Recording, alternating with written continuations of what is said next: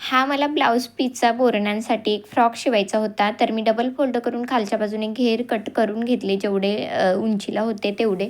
आणि वरच्या बाजूने जो थोडासा कपडा उरला त्याच्यात मी अप्पर पार्ट कटिंग करून घेतला. लहान मुलांसाठी मी शोल्डर 4.5 इंचाचे शोल्डर आणि 5 इंचाचा मुंडा असा घेतला आहे 4 वर्षाच्या मुलगीसाठी.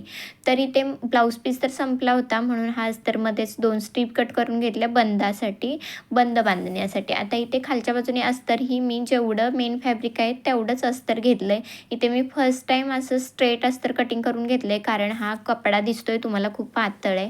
त्याच कपड्याला भरपूर अशा फ्लेअर करायच्या आहेत, प्लीज टाकायच्या आहेत आणि त्याला आतूनही चांगला लूक यावा, म्हणून मी त्याला अस्तर ही जेवढं फॅब्रिक आहे तेवढंच अस्तर घेतलं आहे आणि स्ट्रेट कटिंग करून घेतलं आहे. आता इथे कटिंग करून घेतल्यानंतर मी साईडून मधून ते शिवून घेऊन त्याला ओरलॉक केलं आणि वरच्या बाजूने इथे एकावर एक अस्तरवर मेन फॅब्रिक ठेवून शिवून घेतलं, कारण त्याला ओरलॉक करायचं होतं. ओरलॉक करायचं नसेल तर डायरेक्ट तुम्ही ठेवून शिवून घेऊ शकता प्लीट टाकून. आता इथं फ्रंट साईडसाठी मी पंचकोनी गळा केला आहे आणि गळा करताना इथे स्लीवलेस ठेवायचं होतं, तर मी ह्याला डायरेक्ट गळाही शिवून घेतला, मुंडाही शिवून घेतला आणि मुंड्याला गळ्याला कट मारून डायरेक्ट ते टर्न करून घेतलं. त्याचप्रमाणे मी मागच्या बाजूलाही करून घेतलं आहे आणि असं दाबटीप मारून घेतले. दाबटीप मारल्यामुळे तो कपडा नीट बसतो आणि आपण शिवलेला शेप ओळखून येतो. आता बॅक साईडला मी चेन नाही लावलेली, तर असा थोडासा कट मारला आहे मध्ये आणि मध्ये कट मारून तिथे हुक लावायला थोडीशी जागा केली आहे, साधारण 3 इंच एवढं. तर 3 इंचाचा त्या कटमुळे काय होतं, डोक्यातून ड्रेस जातो आणि चेनही न लावता आपला ड्रेस नीट बसतो.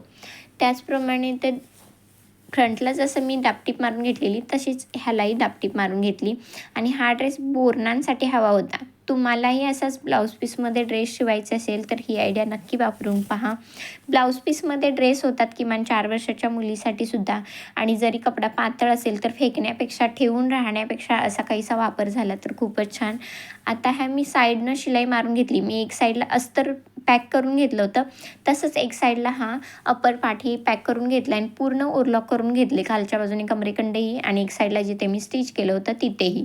आता एकावर एक हे ठेवून सरळवर सरळ कपडा ठेवून ह्याला मी प्लीट्स पाडून घेतल्या छोट्या छोट्या आणि सेंटर येईल अशा प्रकारे ठेवून बघायचं आपलं जो पार्ट आपण अप्पर पार्टचा सेंटर जॉईंट केला आहे आणि घेऱ्याचा फ्रंट आणि बॅक जोडल्यानंतर जी शिलाई येते ती आहे ना सेंटरची, तिथंपर्यंत येईल असा कपडा बघत बघत शिलाई मारून घेतली आणि इकडेही मी एक साईड शिवून घेतली. आता इथं मी अस्तर आणि मेन फॅब्रिक सेमच घेतले, तरीही मी अस्तरचा घेरा वेगळा आणि मेन फॅब्रिकचा घेरा वेगळा असाच मी शिवून घेतला आहे, कारण तो खूप छान घेर होतो अस्तर वेगळं आणि मेन फॅब्रिक वेगळं शिवलं तर. आता इथं फिटिंग करून घेतलं आहे, जास्त नाही 1-1 इंचाचंच फिटिंग केलं आहे, कारण ब्लाऊज पीसमधून जास्त असा मोठा आपल्याला घेर करता आला नाही. तरीही हा ड्रेस ती इझिली अजून 1-1.5 वर्ष 2 वर्ष घालू शकेल अशा प्रकारे केला आहे. आता मी मागे इथे हुक वगैरे लावून घेतले आणि हे बंद शिवून घेतल्यानंतर ते मी टर्न करून घेतले आणि जॉईंट केले. पूर्ण साईडपर्यंत नाही आहे लावलेत बंद, मध्येच लावलेत आणि मध्ये लावतानाही बंद ते अशा प्रकारे लावलेत की इकडे तोंड करून हे बघा शिलाई मारली, कारण जेणेकरून आपण बंद बांधू तेव्हा त्याचे टोक ना हाईड होतील.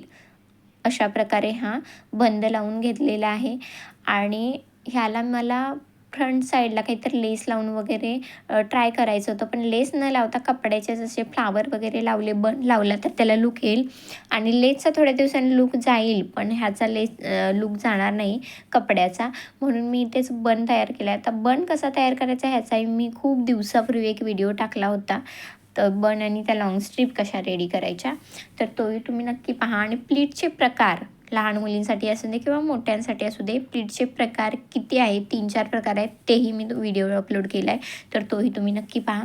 असा काहीसा याचा फायनल लूक रेडी झाला आहे. तर तुम्हाला हा ड्रेस कसा वाटला मला नक्की कमेंट करून कळवा आणि अशाच नवनवीन व्हिडिओजसाठी आयडियाजसाठी माझ्या चॅनलला सबस्क्राईब करून ठेवा. बेल आयकॉन जर प्रेस केली तर मी व्हिडिओ टाकल्यानंतर सगळ्यात आधी नोटिफिकेशन तुम्हाला येईल.